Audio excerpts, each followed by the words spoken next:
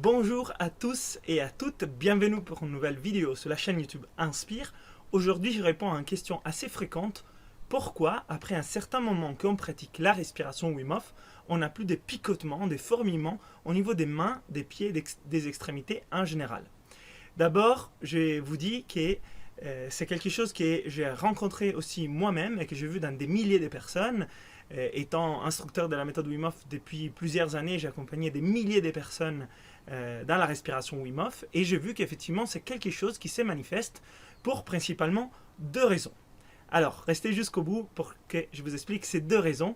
Avant de continuer, si vous n'êtes pas encore abonné à cette chaîne, je vous invite à vous abonner à la chaîne YouTube Inspire Potential et à liker cette vidéo si ça vous est utile. Alors, première raison, celle plus plausible pour moi, c'est que dans le temps, le corps et la physiologie du corps s'adaptent à tolérer des changements physiologiques au niveau de la biochimie de la respiration et de la psychophysiologie de la respiration. C'est un peu compliqué, mais pour faire court et pour simplifier, quand nous faisons la respiration Wim Hof, il s'agit d'une technique d'hyperventilation contrôlée, alternée avec des apnées poumons vides, hypoxiques, donc avec peu d'oxygène, et hypocapnique avec peu de CO2, et avec une activation du système nerveux autonome sympathique, et ensuite des pauses poumons pleins 15 secondes pour équilibrer les CO2, l'oxygène, et pour équilibrer les systèmes nerveux autonomes vers les parasympathiques. Tout cela, au niveau de la physiologie de la respiration, cause des fourmillements et des picotements au niveau des mains, des pieds, des extrémités, liés au changement des circulations, au fait qu'on a une vasoconstriction périphérique pendant ces techniques d'hyperventilation contrôlée.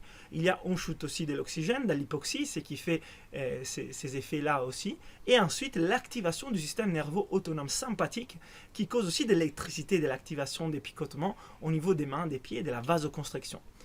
Avec le temps, en pratiquant ces techniques, le corps est mieux capable de gérer ces changements et donc il met une action beaucoup plus douce par rapport à être capable d'équilibrer tout cela.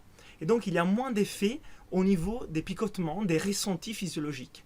Mais ce n'est pas pour autant qu'on n'a pas les bienfaits de cette technique respiratoire. C'est comme quand on fait des pompes, la première fois qu'on fait des pompes, on en fait 30, ça brûle, on a les muscles qui sont un peu rigides et ça peut même chauffer. Et puis avec la pratique des 30 pompes tous les jours, à un certain moment on fait 30 pompes, on garde cet entraînement mais on a beaucoup moins d'effets. Voilà, c'est un peu sous les mêmes principes et c'est là je pense qu'il y a l'explication la plus courante par rapport à la respiration Wim Hof et pourquoi dans les temps on n'a plus de ces picotements, fourmillements au niveau des extrémités, tout en gardant les bienfaits. Donc, j'ai souvent la question, est-ce que j'ai fait mal la technique Wim Hof dans les temps? Est-ce que j'ai fait des erreurs?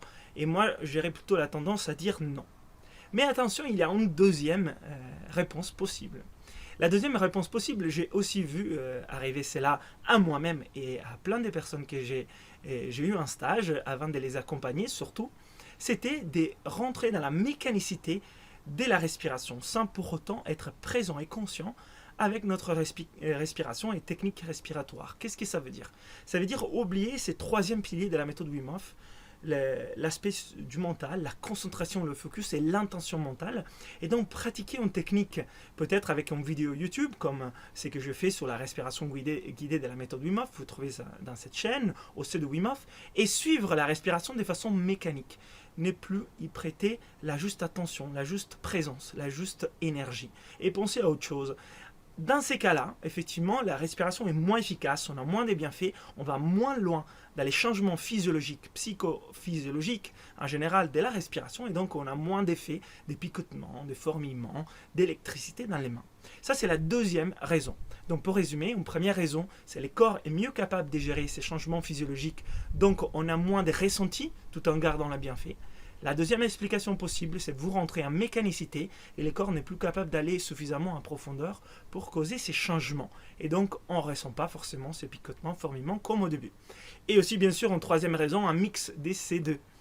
Si vous n'êtes pas sûr par rapport à vous-même, je vous invite à vous former avec un instructeur Wim Hof certifié, comme moi-même, et puis peut-être participer à un stage pour revoir la technique de la respiration Wim Hof, une excellente technique, je vous rappelle, à coupler avec un exercice respiratoire 360 degrés, et stable sur plusieurs piliers pour avoir une pratique qui dure dans le temps.